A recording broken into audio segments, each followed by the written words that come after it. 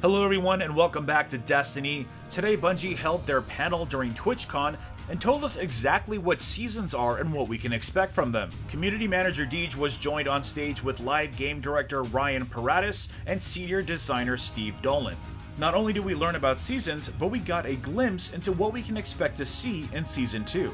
This isn't everything, this isn't the content, this isn't in response to the feedback for Endgame, this is about what seasons are. So, with that in mind, let's jump into it.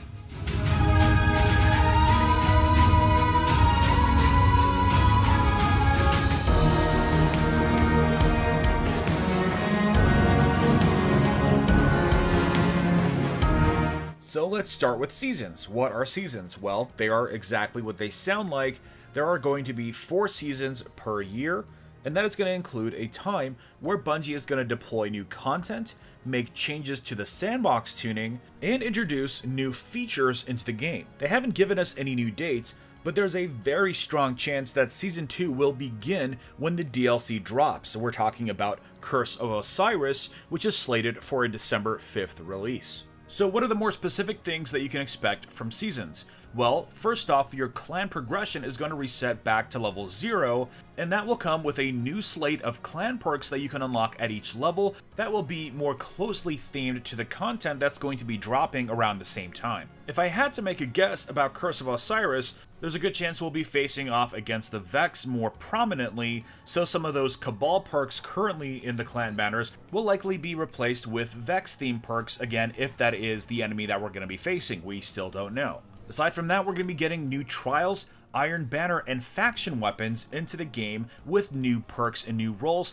which is very exciting. In addition to that, you're going to be able to expect some new ornament slots for your armor, with the ornaments available for those slots actually changing from season to season. So if you really like the Season 2 ornaments, you're gonna have to collect them before Season 2 ends. Luckily, their panel was accompanied with some visual aids, so we were able to get a small glimpse into some of these new ornaments, and I have to say, the faction ornaments look absolutely stunning. Now, in reference to Iron Banner, one of the big changes that they're going to be making is they're actually going to allow you to direct purchase gear with tokens and legendary shards, just like it was in Destiny 1. There's going to be a few pieces of gear available during each event, so you can go out and purchase the one you want. This is a huge change, and I think it has some strong implications into what we're going to be seeing with the DLC when it comes to all of the rest of the vendors, at least I hope. Ryan Paratus did express that him and his team have realized that the token system is perhaps not the best answer for every situation, and I'm thankful that they're able to see that. Now, you wouldn't have that live team signature flavor if you didn't have new Eververse items, and every season is where you can expect new Eververse items to be injected into the game.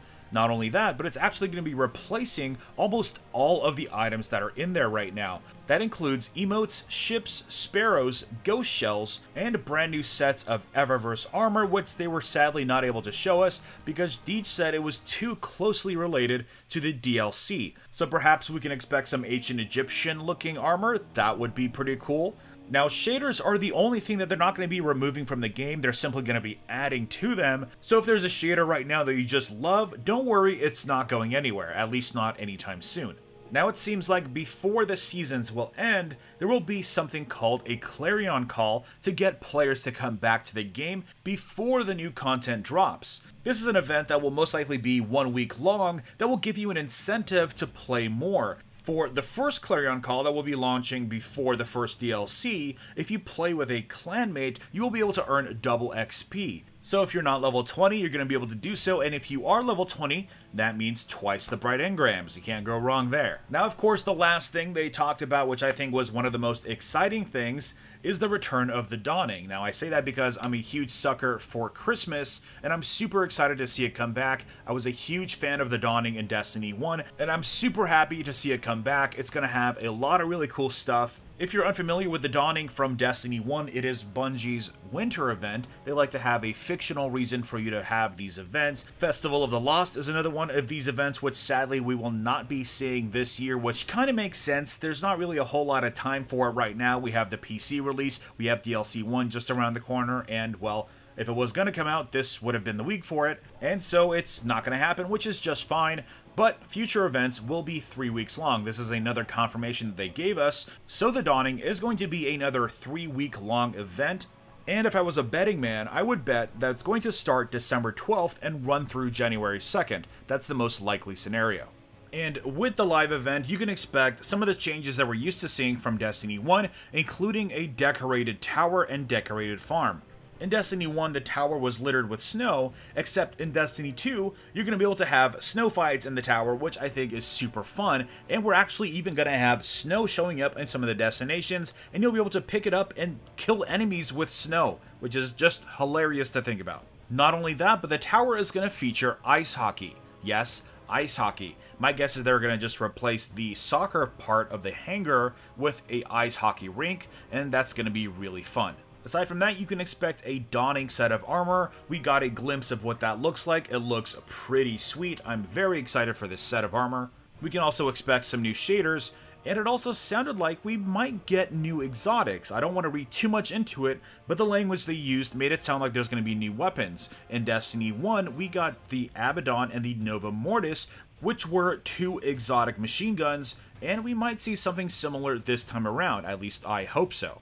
Either way, you can expect Eververse to play a huge part into how you get your Dawning gear.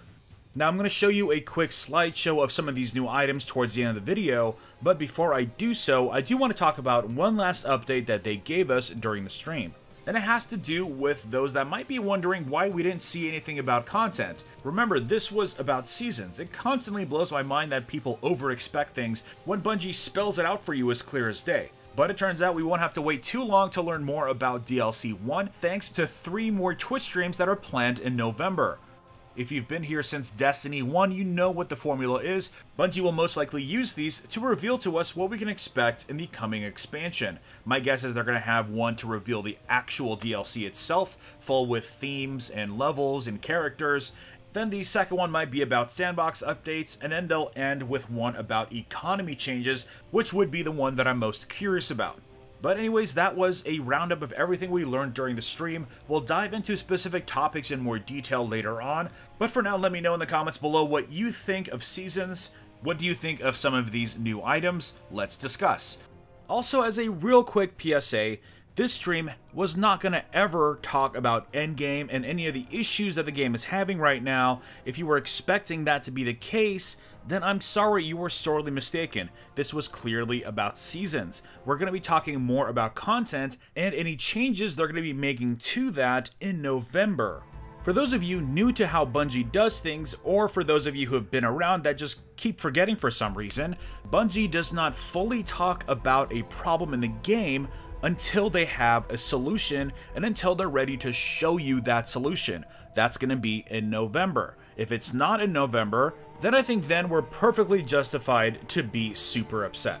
Until then, we have to give Bungie time in the real world to fix these problems. It's not going to happen overnight. And really, that's all I'm going to say on that topic. There's some pretty cool stuff in store for us, and if these ghost shells are any indication, there's some really cool new items waiting for us in Season 2. Anyways, drop a like if you enjoyed this video, and subscribe for more Destiny content. And I will see you all next time.